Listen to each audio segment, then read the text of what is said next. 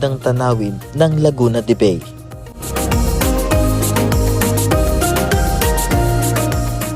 Talaga namang kahanga-hanga ang naturang pasyalan sa lalawigan ng Rizal.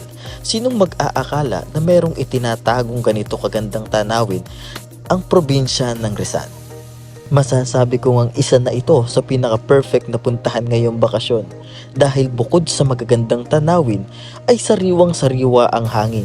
Kaya i-voice over ko na lang ang video na ito dahil nga sa lakas ng hangin ay hindi na ako madinig sa aking microphone. Sa paligid ng mga naturang windmill ay may nagtitinda na rin ng mga souvenir na pwede mong bilhin at iuwi sa iyong tahanan.